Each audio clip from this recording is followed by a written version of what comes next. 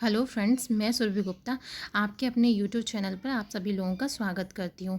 आज है 14 जून और आज हम इस वीडियो में 14 जून 2021 के मोस्ट इम्पॉर्टेंट करंट अफेयर्स को डिस्कस करेंगे। तो हमारा क्वेश्चन नंबर पहला है, बाल श्रम के खिलाफ विश्व दिवस किस तिथि को मनाया जाता है? तो इसका आंसर है हमारा 12 जून, ऑप्शन नंबर सी 12 जून को। इसके बारे में हम जानेंगे।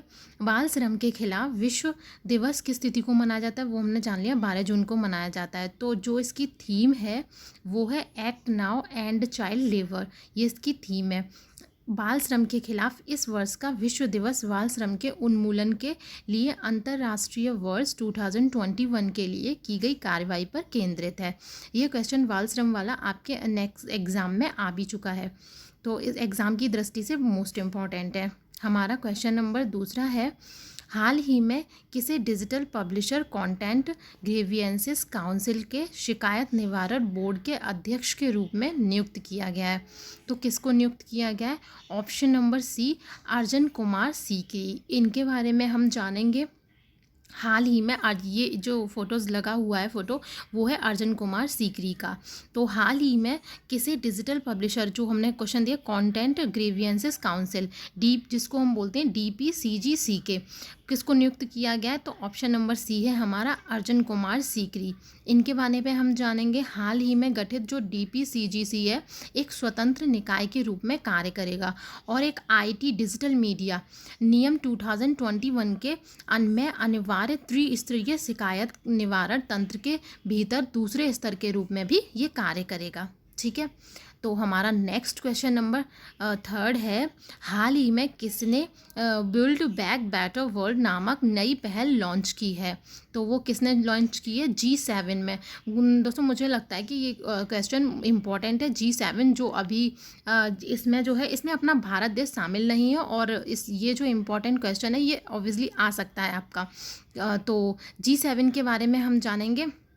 हाल ही में किसने बिल्ड बैक बेटर वर्ल्ड, तो इसके बारे में हम जानेंगे G7 के बारे में। इसमें G7 ने चीन के बेल्ट और रोड इनिशिएटिव का मुकाबला जो है करने के लिए विकासशील देशों की मदद करने के लिए बिल्ड बैक बेटर वर्ल्ड नामक नई पहल लॉन्च की है।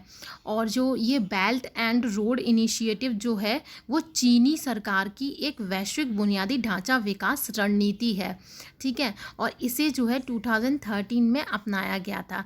इस बुनियादी ढांचा परियोजना में बंदरगाह, रेल मार्ग, सड़क, गगनचुंबी इमारतें, हवाई अड्डे, बांध और रेल सुरंग शामिल किए गए हैं। तो B3W जो नई पहल किसने शुरू की है? ऑप्शन नंबर हमारा ए सही है, G7 ने। नेक्स्ट है हमारा क्वेश्चन नंबर 4, हाल ही में सुप्रीम कोर्ट ने किस राज्य को one nation one ration card योजना लागू करने में आनाकानी को लेकर सख्त निर्देश दिए हैं? तो किसने दिए हैं? हमारा ऑप्शन नंबर सी सही है, पश्चिम बंगाल। इसके बारे में हम जानेंगे। ये एक देश एक राशन कार्ड योजना के तहत प्रवासी मजदूर के पास चाहे किसी भी राज्य का राशन कार्ड हो, उसे दूसरे राज्य में राशन मिल जाएगा। ठीक है, और पश्चिम बंगाल के बारे में क्वेश्चन ये भी आ सकता है। हाल ही में जो गवर्नमेंट बनी है हमारी, जो ममता बनर्जी जो बनी है, इस बार भी लगातार तीसरी बार बनी लेडी जो बनी हुई है वो पश्चिम बंगाल की जो बनी हुई है हमारी ममता बनर्जी, और काफ़ी स्ट्रॉन्ग पर्सनालिटी हैं ये। तो इसके और कोर्ट ने जो कहा है कि बिना किसी बहाने के पश्चिम बंगाल सरकार ये योजना तत्काल लागू करे। कोर्ट ने साफ कहा, आप एक के बाद दूसरी समस्या नहीं गिना सकते, ये अप्रवासी मजदूरों का मामला है।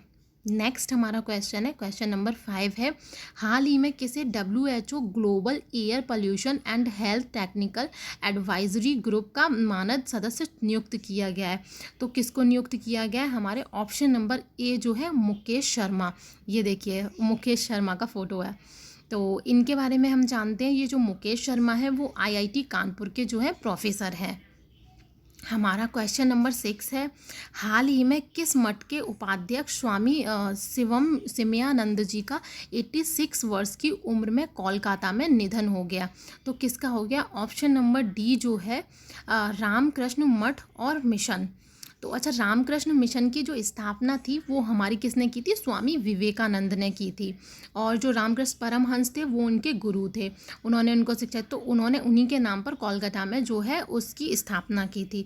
इसके बारे में जानते हैं, जो रामकृष्ण मठ और मिशन है, रामकृष्ण मिशन की स्थापना इसमें दिया स्वामी विवेकानंद ने 1 मई, काफ़ी बार ये क्वेश्चन आता है कब की थी, तो 1 मई 1897 में की थी। उनका उद्देश्य ऐसे साधुओं और सन्यासियों को संगठित करना था जो रामकृष्ण परमहंस की शिक्षाओं में गहरी आस्था रखे, उनके उपदेशों को जनसाधारण तक पहुंचा सके और दुखी और पीड़ित मानव जाति की निस्वार्थ सेवा कर सके।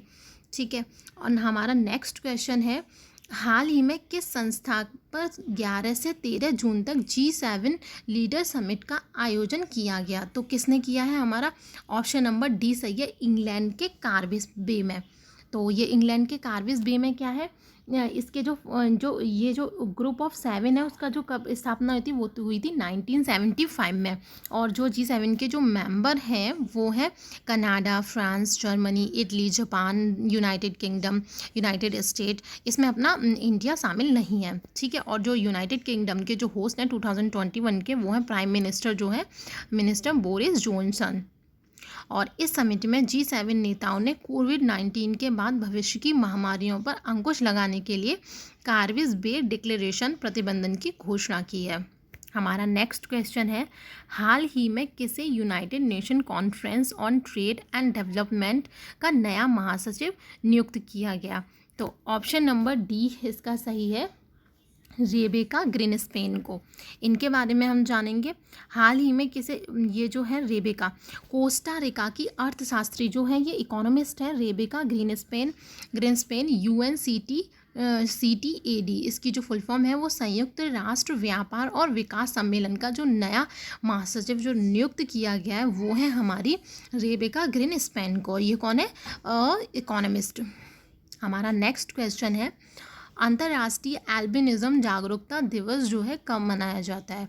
तो हमें बाल श्रम दिवस हमने 12 जून को पढ़ा था, और ये जो मनाया जाता है वो 13 जून को। ऑप्शन नंबर डी 13 जून को मनाया जाता है। इसके बारे में हम जानते हैं, अंतर्राष्ट्रीय एल्बिनिज़म जागरूकता दिवस जो है 13 जून को मनाया जाता है।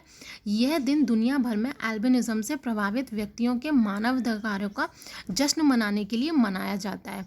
और जो इसकी थीम है वो है strength beyond all odds. Next हमारा क्वेश्चन, लास्ट क्वेश्चन है आज का, हाल ही में किसने नमस्ते योग मोबाइल एप्लीकेशन लॉन्च की है? वो किसने लॉन्च की है? ऑप्शन नंबर बी, आयुष मंत्रालय ने। आयुष मंत्रालय के बारे में हम जानेंगे। भारत ने संयुक्त राष्ट्र महासभा के 69वें सत्र के उद्घाटन के दौरान अंतर्राष्ट्रीय योग दिवस के विचार के लिए प्रस्ताव रखा था।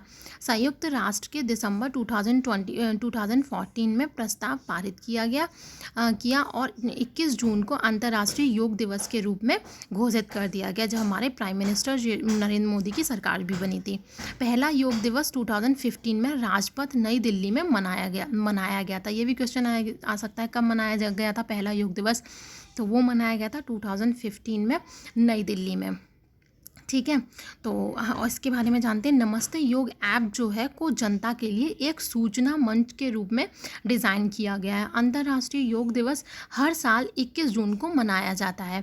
वर्ष 2021 में अंतर्राष्ट्रीय योग दिवस की जो थीम है वो है yoga at home and yoga with family के तहत मनाया जाएगा। ठीक है। तो 2021 में आपको मालूम है क्यों थीम चुनी गई है? क्योंकि कोरोना है और ऐसी महामारी है, तो yoga at home and yoga with family, अपनी फैमिली के साथ। तो अगर आपको हमारे जो करंट अफेयर्स है मोस्ट इम्पॉर्टेंट है आज के पसंद आए हो, तो आप लोग हमारे इस चैनल के साथ जुड़ सकते हैं। Thank you so much.